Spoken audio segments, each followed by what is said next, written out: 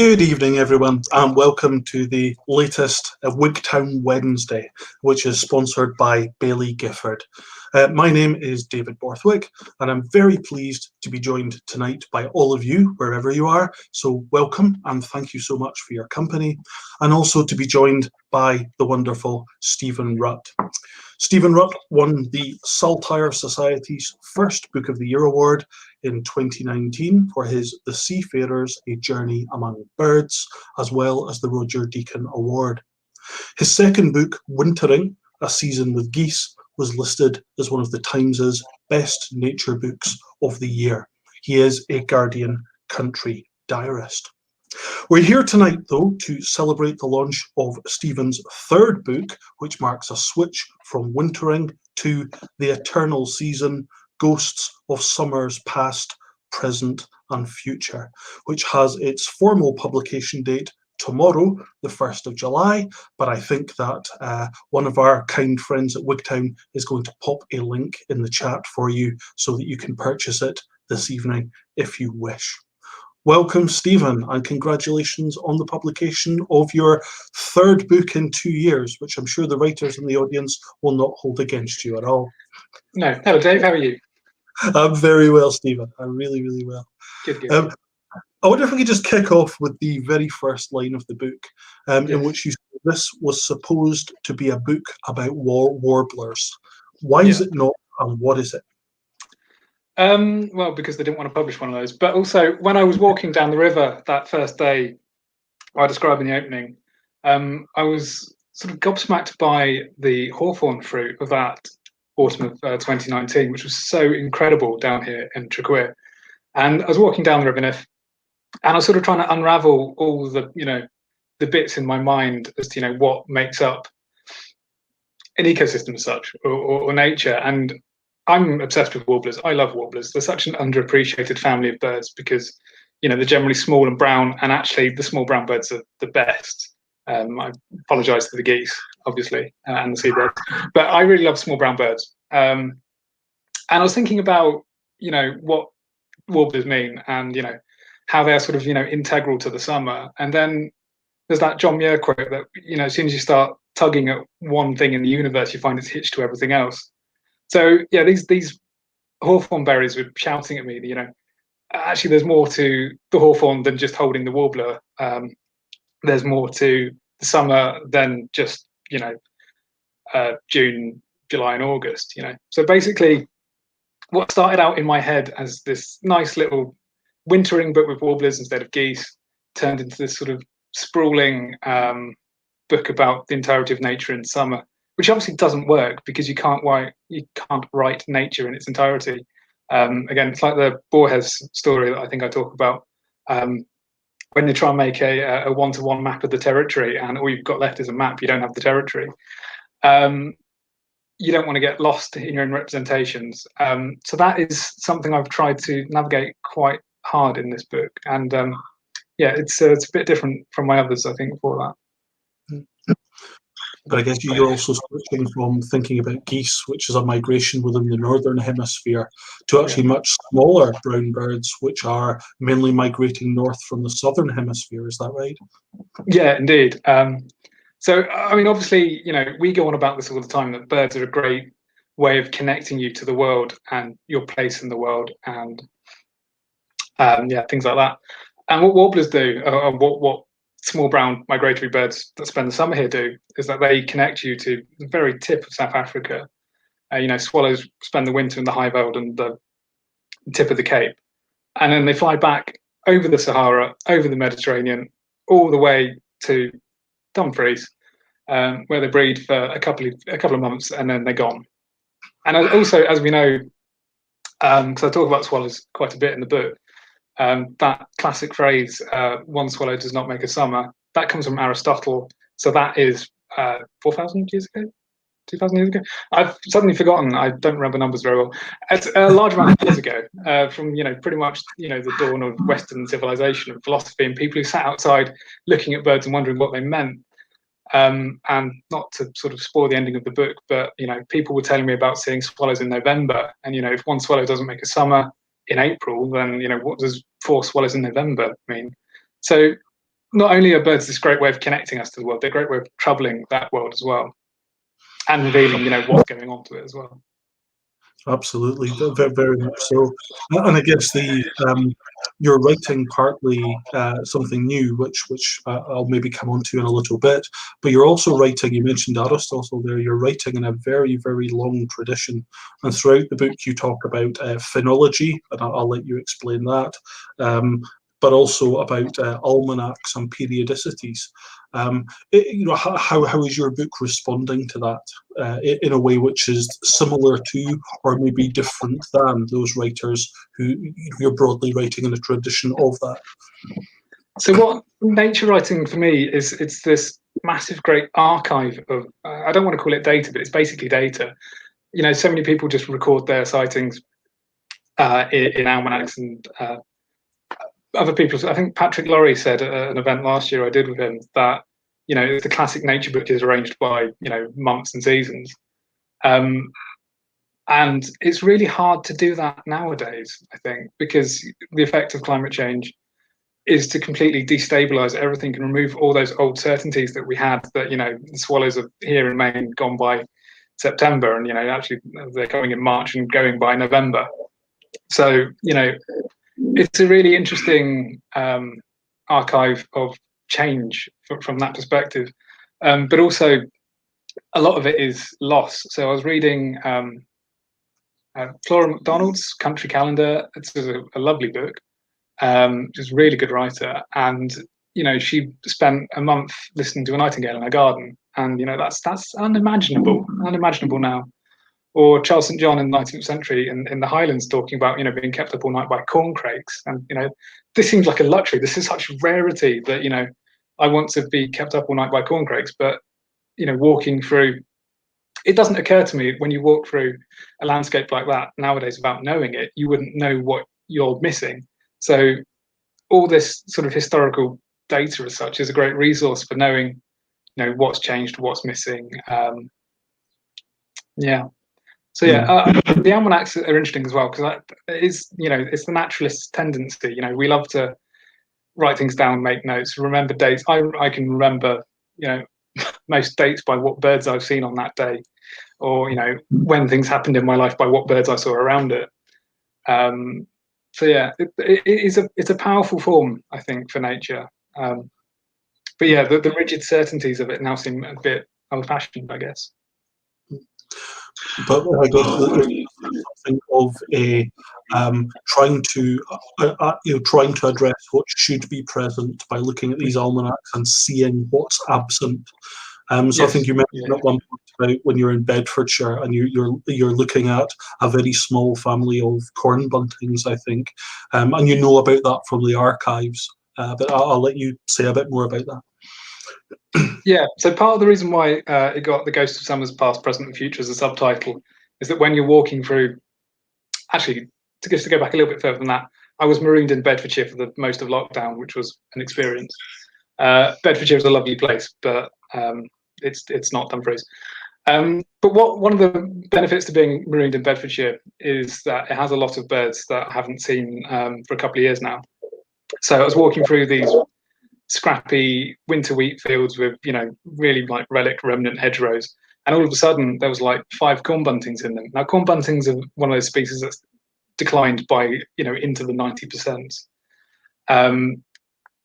And suddenly it struck me, because I had no expectation that they would be there. They're so rare now that everyone's a bonus, And then so you're walking through these fields and all of a sudden you see some corn buntings, and then you wonder why you're not seeing them elsewhere.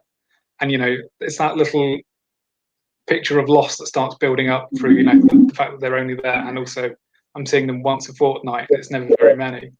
And also you have to build into the fact that corn buntings are on the way out, and they're a very sedentary species, so they basically don't move. They have an incredible attachment to place, to the point where they sing in dialects. They have accents, basically. And we're witnessing the slow sort of loss of the corn bunting accent from the British countryside because of that.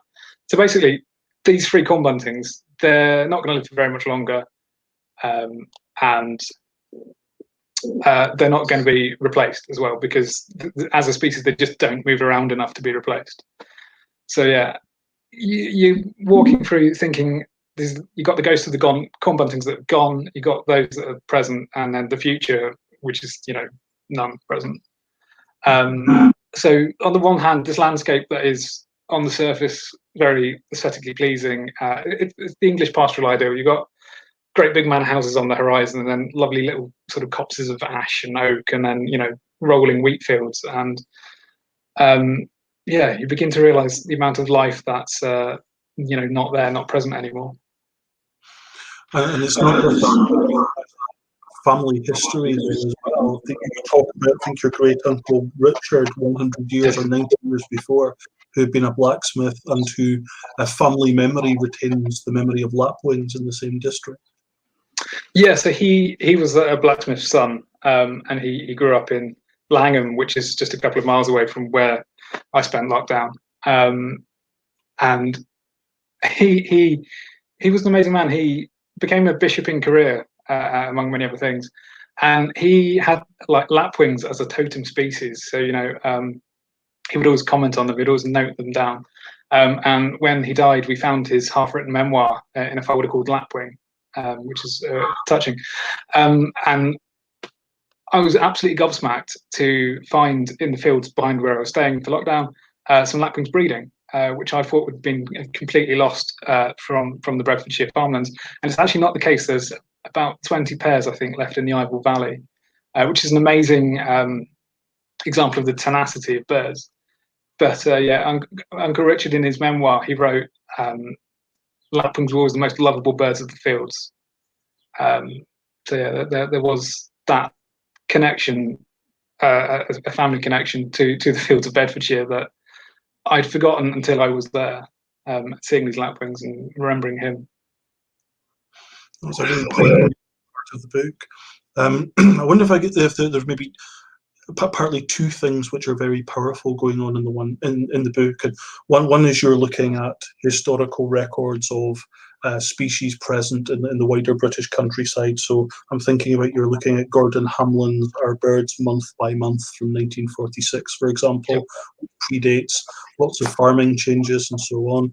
So you're kind of trying to, there's a kind of corrective to what's known as shifting baseline syndrome, where people realize what's absent, because when in the lifespan of one human person, what's there looks normal. The loss doesn't register.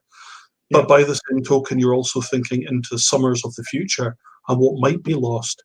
And one of the really interesting terms which you use within the book is by the Australian philosopher Glenn Albrecht, which is solastalgia. And I wonder if you could tell us a bit about that and how that pertains to what you're doing in the book. So solastalgia, I think, is a really useful word. I don't normally like these sort of neologisms. I like plain speaking. I like plain words, but sometimes these words just come along that they define something that there isn't actually a word for, so you have to have them. So solastalgia is the feeling of homesickness when you're home. It's that sort of sudden estrangement from your environment, which is just through change. And his paper on it is available to read online, and is really interesting and worth doing. For me, solastalgia is a bit like a sort of contemporary environmental version of the uncanny by Freud or something. It's that one of the effects of the creeping strangeness of everything that you suddenly really begin to notice, or I certainly began to notice last year when I was locked down with not much to do other than look. So. No, absolutely, and that feeling of strangeness is also about presences owing to climate change or owing to different human-based practices of kind of species which are appearing in places where they wouldn't have been before. So you talk about little egrets, for example. Why is that kind of significant? So little egrets first bred in the country in the mid-90s.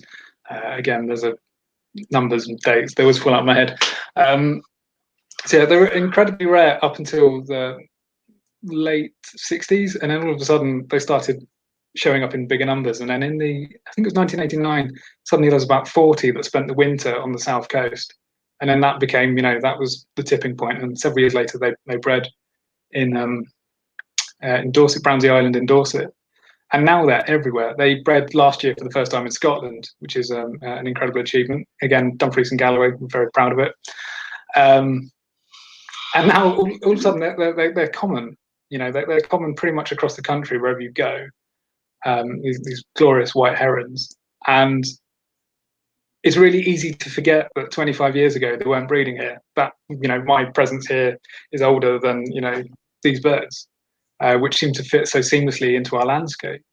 Now, egrets are a particularly eruptive species, or an eruptive family. They're very good at making great sort of nomadic exploratory flights. So they actually started breeding for this species that centered around southern Europe and North Africa.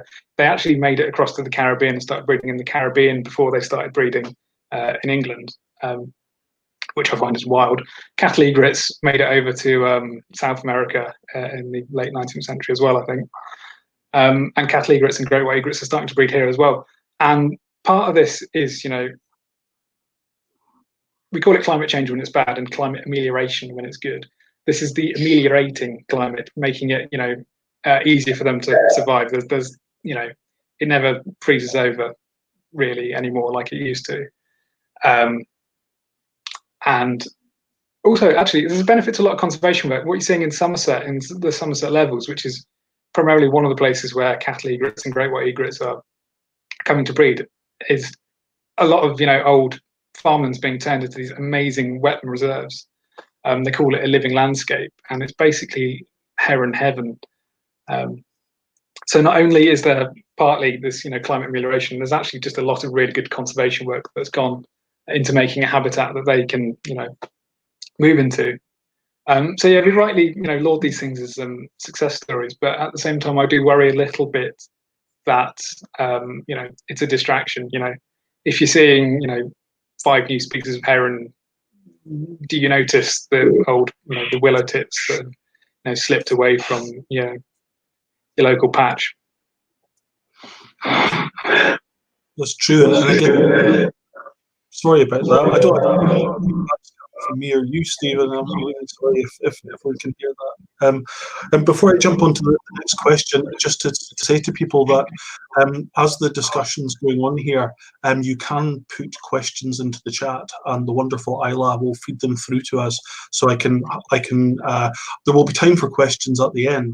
But if you have questions that are pertaining particularly to something that we're talking about at the moment, if you can pop them through, and we can maybe deal with them as we go at the same time. So what you're describing there really is so there's human land management to kind of create reserves or to create.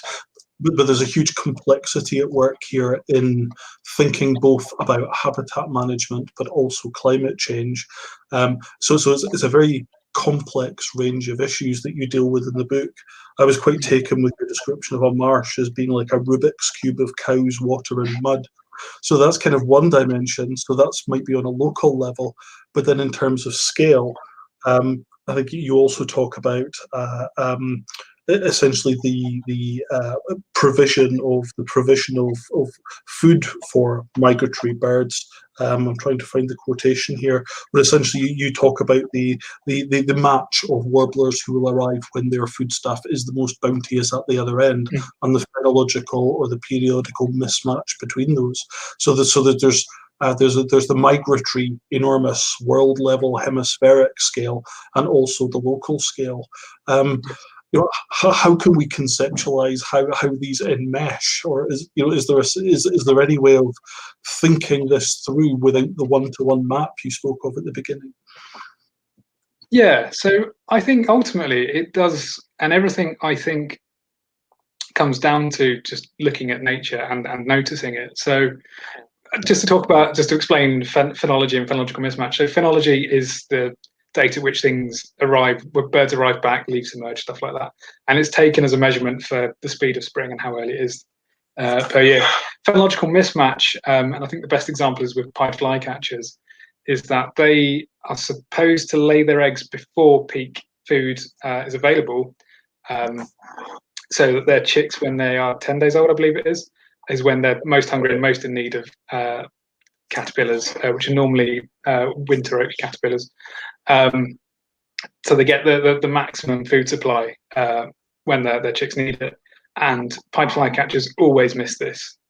So basically, the date for peak caterpillar emergence is shifting forward, and date for pied flycatchers arriving and laying eggs is also going forward, but not by as much. So the scales are being pulled away like that.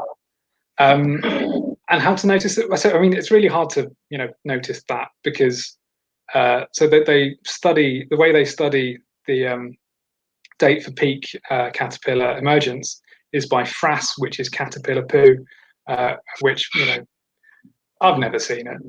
I trust the scientists that they know all about it, but I've never seen that. Yeah, I have no way of knowing what that's like. So yeah, it's in the simple things like noticing, if ash comes before oak or if oak comes before ash. Oak generally, again, better at adapting to the changing climate. 2020, I had ash out before oak, and that was a shock. Yeah, that's that simple, really local stuff which ties into to the global whole. Again, nature is just great for connections, isn't it? Yeah, I think connecting across borders and scales that are kind of inconceivable to the local place, and I guess that's is a good way of describing really what the central theme of your book is, if that's fair to say. Would Yeah. you mention of that in caterpillars? Would that lead us on to the reading you were going to do, Steve? Yes, I mean, there's two readings I was going to do. Oh, sorry, the one from later in the book, beginning with. Do you see how slick that segue was? So yeah, remind me that there's a postscript to this. Right. So this is taken from The Ghost of the Summer Future, which is the final chapter of the book. I am at work and I get a call from a colleague. They have noticed a caterpillar, huge and green is the description, crawling around by our entrance. It is a poplar hawkmoth caterpillar, its apple green body quickly shuffling over the black ground, strewn with yellowing leaves from the nearby willow tree. My mind dredges up half-remembered hawkmoth facts, that they pupate underground and that September is late in the year for them to be out. I cradle it in a large leaf. The poplar is much subtler than the elephant hawkmoth. The colour is lurid, but the markings aren't. A small row of indistinct pinkish spots, a series of white diagonal lines, a yellow spike at the back, and an upside-down yellow V on the head.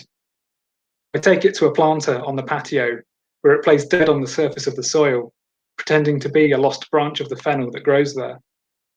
I give it a few minutes, return and find its head is already under the soil, its body slowly pulsating, digging down until the yellow spike slips away for its winter underground. I feel a bit like a parent.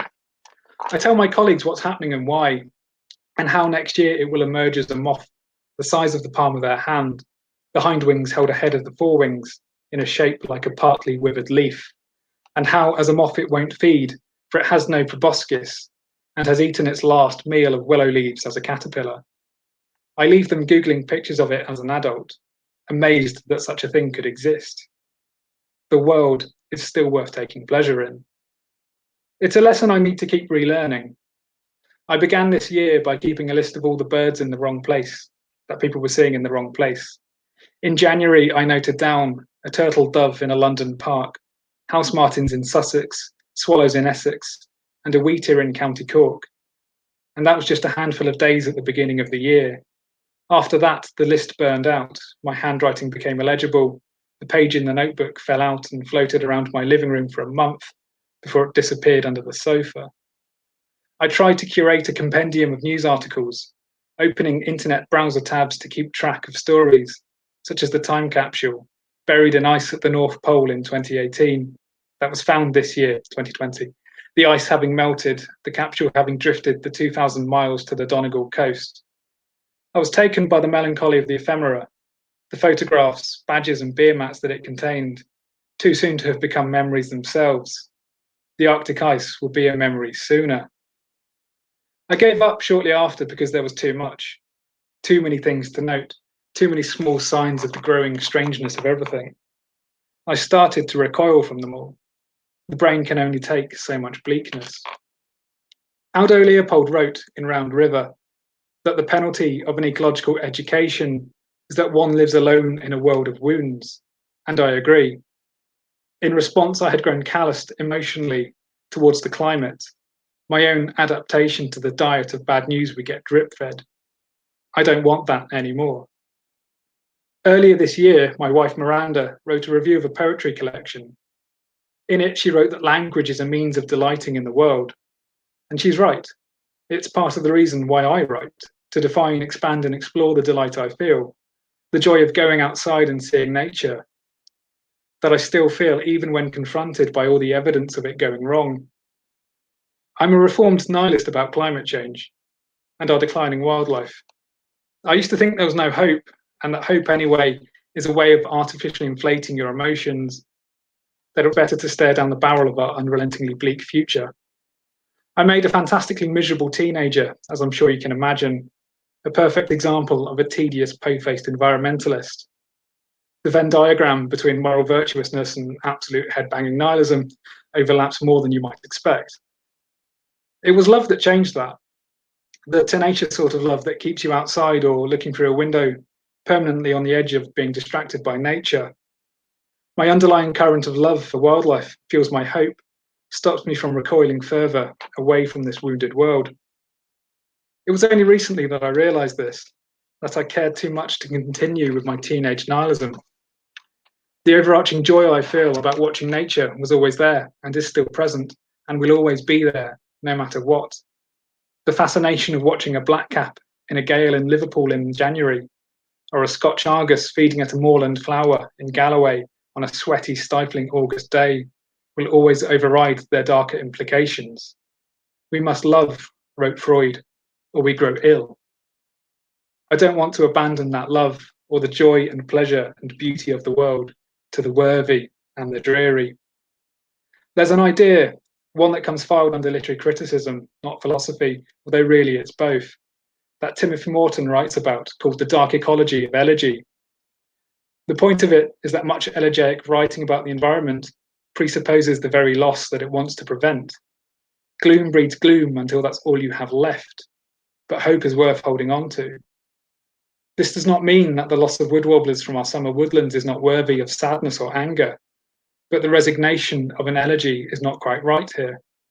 If I were a conservationist reading an elegy to a species not lost yet, I'd be insulted at the insinuation of my failure. If this book sometimes seems to be filled with misery, it would be good to feel that it's balanced by love and hope. Despite the litanies of wild ghosts, the gone, the going, and those to follow after, I'm not yet ready to leave them, not yet ready to let them die. The other reading I had planned was much more fun. It was about a dying dragonfly. We can still do that one, though. Yeah, should we do it now? Yeah, you'd like to, because it ties in very nicely with this as well. So, yeah. Hey, she's your one. You can read the whole thing if you want, I reckon. I wouldn't be so cruel. Right. I offer him my index finger. He takes it slowly, clambering up from the scalding tarmac of the road, one pair of legs at a time. The sensation is like having a spider crawl over my hand. The tickle of his leg bristles, the sure grip of the claw-like point of his foot, the surprise of his weightless body. Dragonflies look perfect, almost mechanical. This one is an emperor, a particularly robust example of the order, which is what prompted me to bend down and make my offer. You don't normally find emperors on country roads. In my hand, I can see the problem. His neck is broken. His head is wrenched around at 180 degrees, the guillotine of his jaws on top, eyes under. It takes a second for the ghastliness of this to sink in, while my mind scrabbles for reasons. Hit by a car, I guess, but only a glancing blow, a fatal wound, and a long, drawn-out death to come. In my hand, he is alive, one glorious last time. I am torn between the horror of the injury and the beauty of his body. The thorax, apple bright, adjoining an abdomen of segments of brilliant kingfisher blue. A thick black line runs down the abdomen with spurs like painted vertebrae. It's the wings that really catch my eye. Normally they are a blur. Now their delicacy and strength are apparent.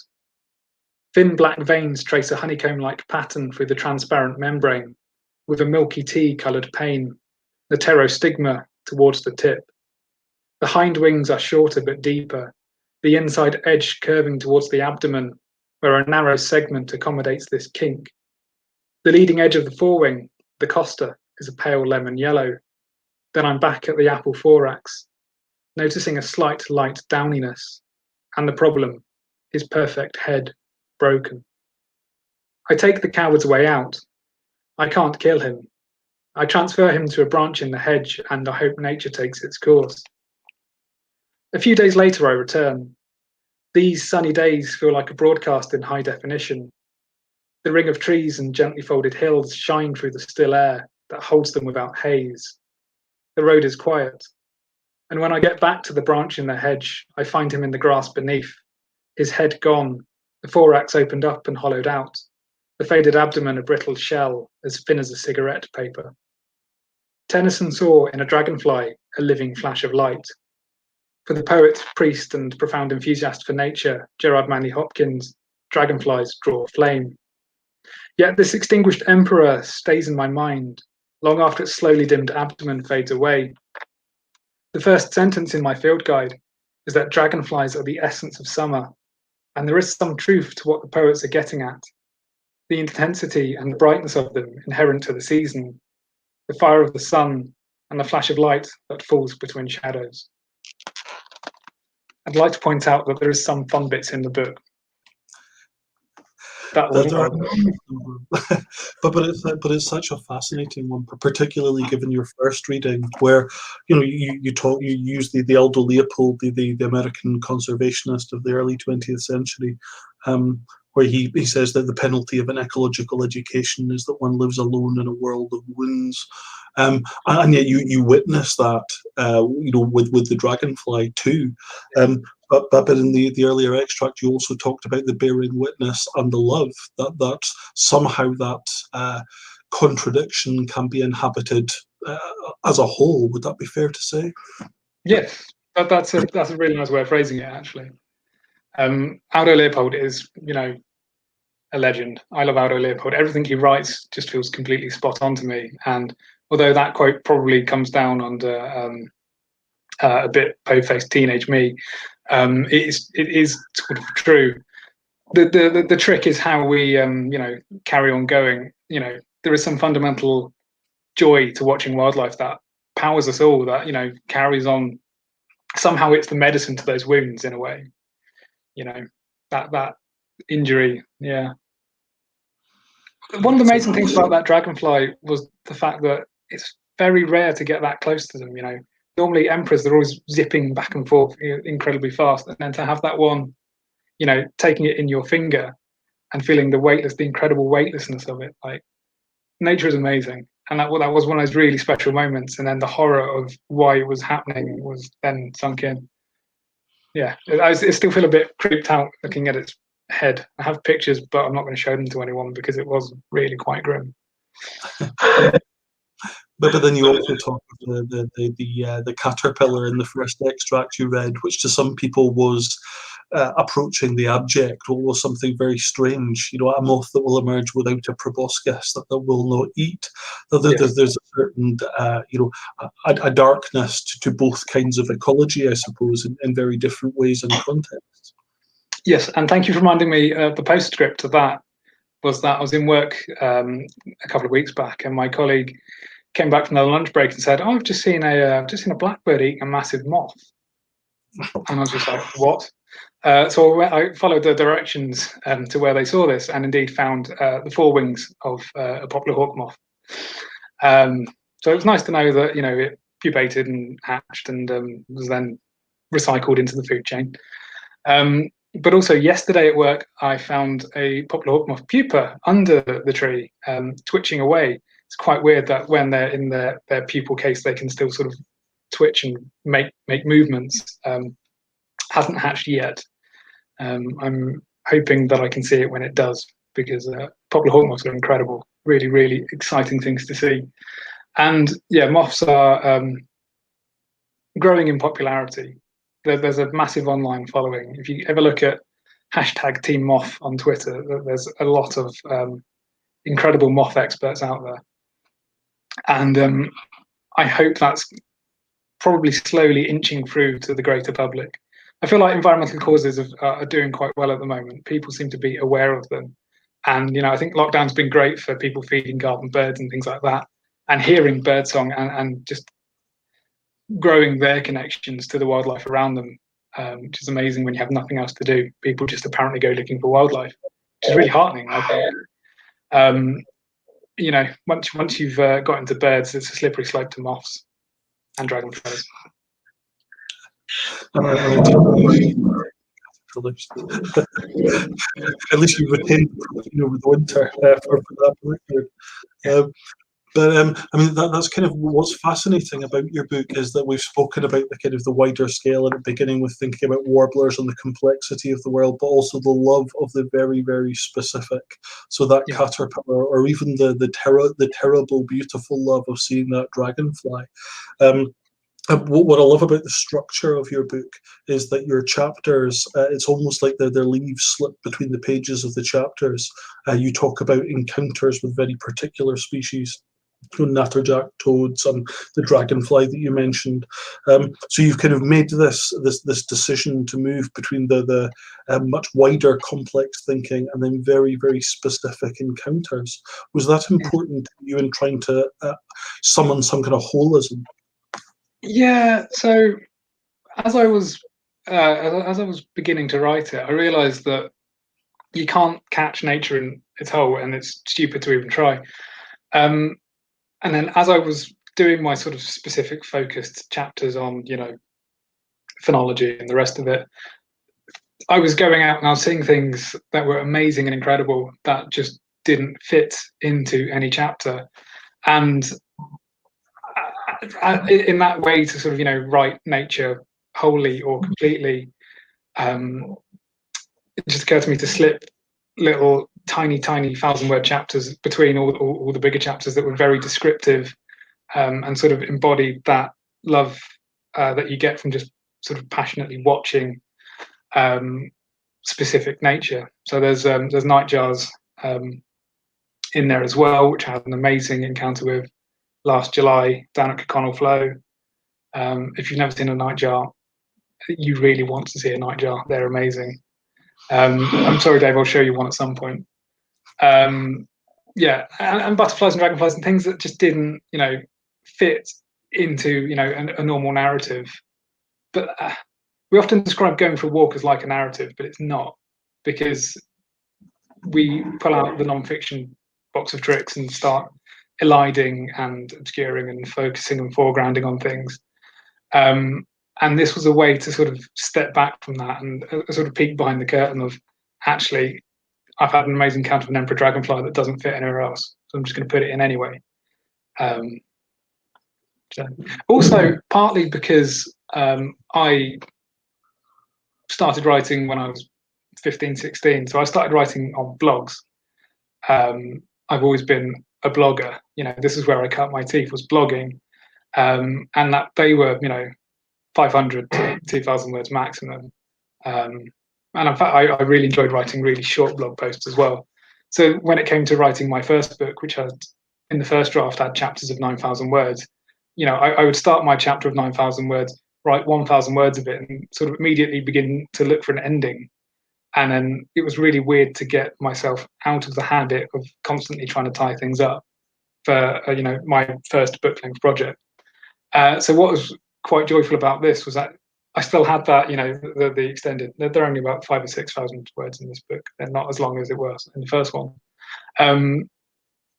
But that is a separate skill from writing, 500 to 1,000 words really tightly compressed, which is sort of what I, grew up learning how to do. So it's nice to get back to that as well. That's really interesting. given what you say about, given the book's themes of birds appearing where they shouldn't be, so overwintering blackcaps and chiffchaffs in a blizzard, to the little egret, climate change and phenological mismatch, and all these things that you talk about within the book, is there a way in which the phenological narrative that earlier generations would have used is broken? And is the way you've attempted to address it structurally, does that fit with the themes that you're talking about? Is shorter form and moving between scales in order to accommodate that? Well, I hope so. I hope it is. I hope you could consider it a sort of modern 21st century almanac. Yeah, I think that is a good way of putting it. And the form is only broken because we broke it, because we pumped a lot of carbon in the air. Yeah. Or I wonder if it might be different. So there's Ted Hughes's famous poem about swifts, where he says they're back, which means the globe's still working. There's an extent to which the globe cannot be not working, but it might be changing faster than some of its inhabitants can manage, which requires a different kind of narrative. Yeah, no, go for it. That sounded really impressive and good. Yeah, the world is always going to be working. Something. When I was 15, kids used to say in the school playground, "The earth doesn't need saving." I was just like, well, that's not what they mean. That's not what they mean. But yeah, it's always going to be working, and while we have swifts, it's still going to be working. But every year, if there's a few less swifts, that's that's really hard to notice. And B, that is, some swifts still working and the world's still sort of working. What's I going with this? And is it hard at the moment to write a work of nature writing, which is on the one hand not an elegy, which it would be very easy to produce, some which there have been many examples of, or to simply be a work of praise? So the nature writer Mark Cocker, for example, has criticised some of the more recent nature writing as being a literature of consolation. How hard is it to kind of plot one's way between elegy and consolation? It's incredibly hard. I'm reminded of a poem by a Polish poet whose name I wisely won't try and pronounce, but it's called "In Praise of the Broken World."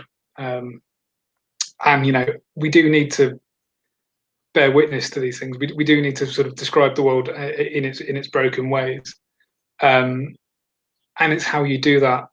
For me, I think is the key thing. I think there's absolutely nothing wrong with a bit of consolation. I think there's, a bit of elegy is fine because things have been lost and lost things need elegizing. But it's when you begin to sort of elegy for the turtle dove. I've been having some really interesting emailing with the team behind Operation Turtle Dove and the people running the Turtle Dove survey that's currently ongoing, and they are incredibly passionate and incredibly driven and clear-eyed about the whole situation.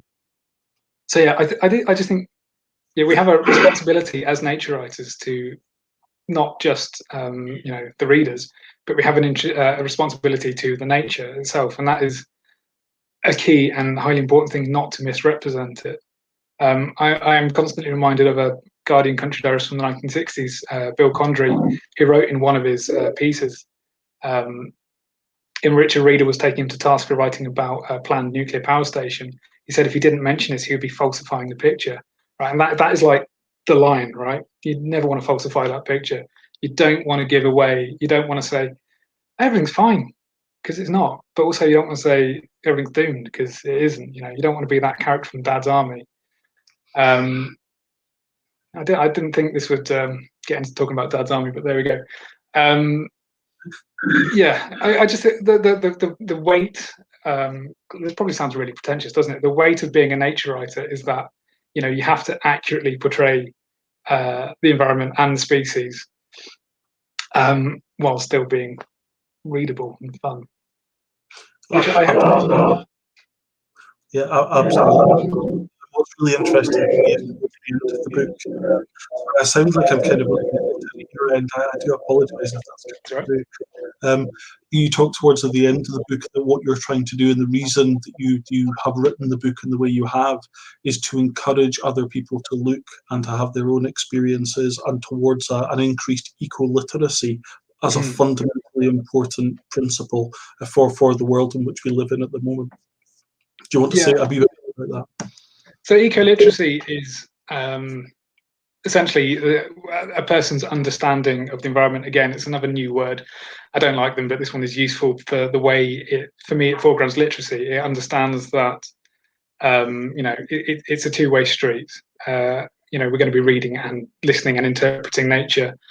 And fundamentally, what we need is love. Love and hope carries conservation of the world and, our daily efforts. And for me, eco-literacy is that way of interpreting and understanding the world and how it's happening around you. And that breeds the love and the passion that drives, us. It drives conservation. And without that fundamental emotional understanding of what's happening to the world, I really, struggle to see where, the good news is going to come from in the future. So eco-literacy is, not to put too fine a point in it, where I think the world could be saved. So. Thank you. And I guess I don't want to dwell on this because everyone in the audience, and indeed those on screen at the moment, will probably be rather fed up of hearing about it. But this is also a COVID book, and it's also a lockdown book. And you mentioned earlier about people's increased attention upon their immediate environments and their non-human neighbours, their animal or insect neighbours too. Do you think this has been a period which has improved eco-literacy, both your own and others? Yeah, I think, people started noticing, and people started, I think, asking questions about the birds and the other nature that's around them, and that is the first step on the way to eco-literacy. We do still come across nature's healing, the hashtag and perennial title of terrible newspaper articles, which is obviously not good, deeply illiterate. But I think most people are getting around to the fact that actually nature isn't healing, we're just paying attention to it. For me personally, lockdown, it feels really sort of trite to try and pull anything positive out of lockdown, because it's been a mass time of sadness for most of the world. For me, with the book, because I started writing it and was contracted to write it before lockdown hit, it completely changed the book, and I think it changed it for the better. Because whereas earlier I was going to go around the country looking at all the rare species and wringing my hands over them, it really made me focus on what I had to hand, which is a lesson I keep relearning. Again, I talk in The Seafarers about being on Phenology, this island that's 3 miles long and 1 mile wide, and you make do with what you've got. So this was me in the Bedfordshire farmlands making do with what I've got, which is the common and the everyday. And actually, I think the lessons we learned from that are so much more powerful than heading off to Dorset to see marsh fritillary. There's a lot less carbon intensive as well, which is a good thing. Yeah, I guess that's really interesting because it fractures a lot of what we expect from nature writing as well, which is the grand excursion out into the nature, where nature has a capital N, where I guess your movements being somewhat prescribed mean that you're dealing in different scales again. Would that be fair to say? Yeah. At this point, nature is. We're not removed from nature. We're in nature. I have nature in this room here, as well as the swifts that are currently zipping around outside my window. I've done my own fair share of going out into the countryside and writing my grand narrative nature, but one of the benefits was being able to have the space to think, and the time to think, and the time to sort of get away from that model and think about how it's not all memoirs now. I've run out of life. It's time to start writing books where one does one thinking as well as living. So, which is an interesting thing for the genre as well, I think. I think it is. I agree with everything you said, but I suppose it's you're thinking in terms of nature is not being something you go out into, but something close at hand. I think is what makes your book so interesting in terms of the specific encounters that you've gone towards. Nature not being out there but being here is really fascinating. We do have a question from Aggie, which has come into the chat here, where, hello Aggie, she says, are there simple things we can all do in our daily lives to support conservation and help mitigate the situation? Yes. Well, for a start, there are lots of simple things we can do to help the environment. We can all make better choices. We sort of all know what these choices are, I think. I mean, we know, travel a bit less, eat less red meat, eat less meat in general. I'm not saying become a vegan. It's entirely up to your personal choices. I'm not a vegan. It would be hypocritical of me to say become a vegan, so I'm not going to do that. Support your conservation charities. The RSPB is doing incredible work. As well as that, there's a lot of sort of lesser loved conservation NGOs like Bug Life and Plant Life, Butterfly Conservation. They're all still doing incredible work, but because they're not birds, people care a little bit less. So, yeah, I'd say maybe join another NGO if you can. Maybe think a little more about where your food comes from and how often you jump in the car and things like that. These are all, really basic, simple steps that we can all be doing. But also, never forget that nature is fun. Nature is enjoyable. Just go out and enjoy it and talk to people about how much you enjoy it.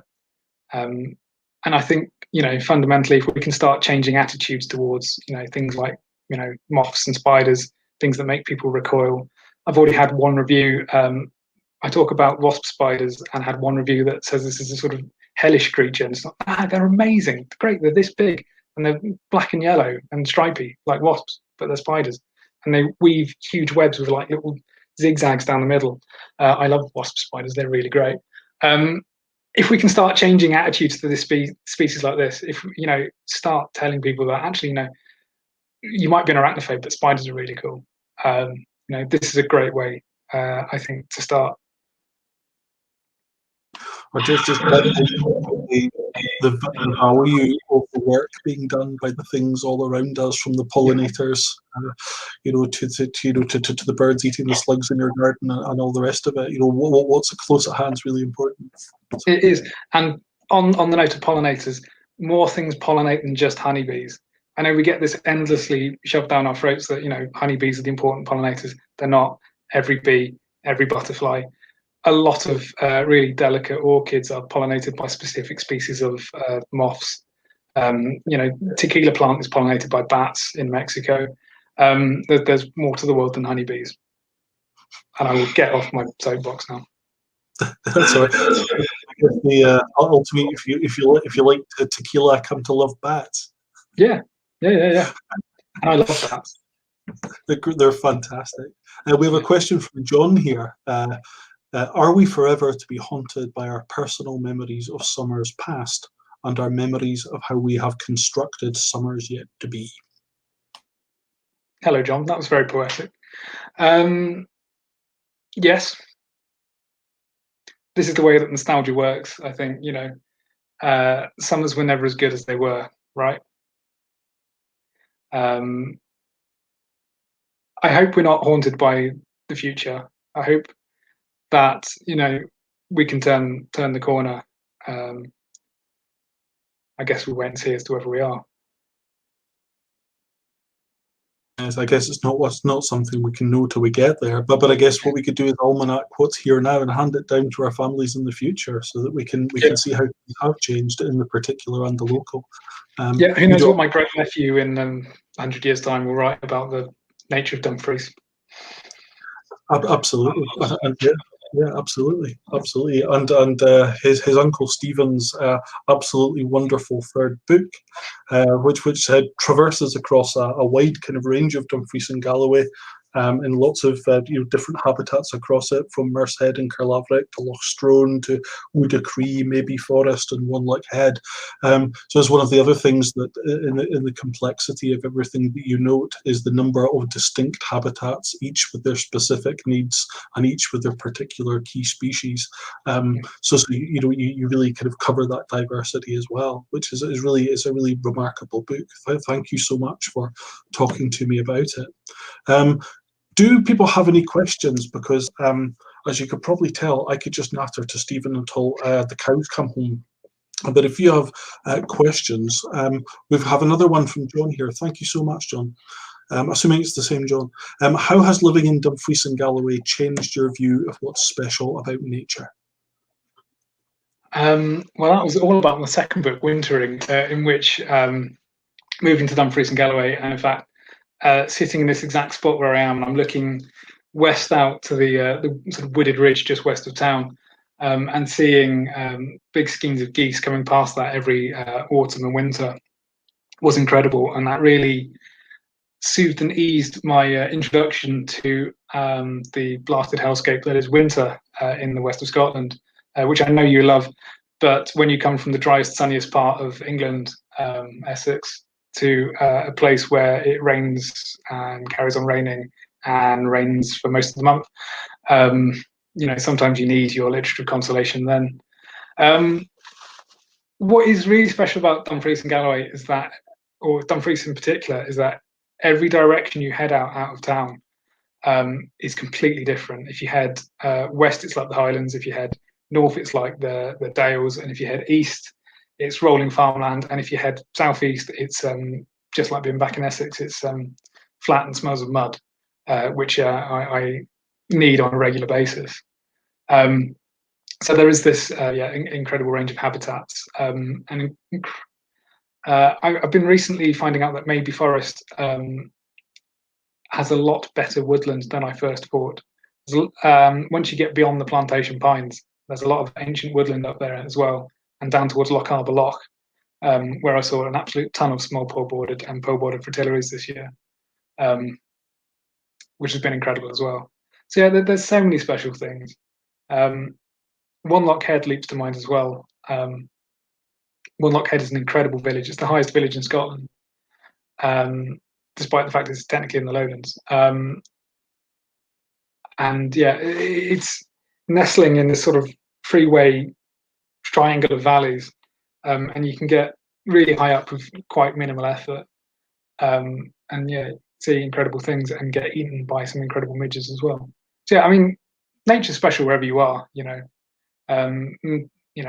shouldn't escape the fact that the suburban nature is incredible as well. And yeah, it's poplar hawkmoth caterpillars trying to get into where you work is as incredible as the incredible forests and moors of Galloway as well.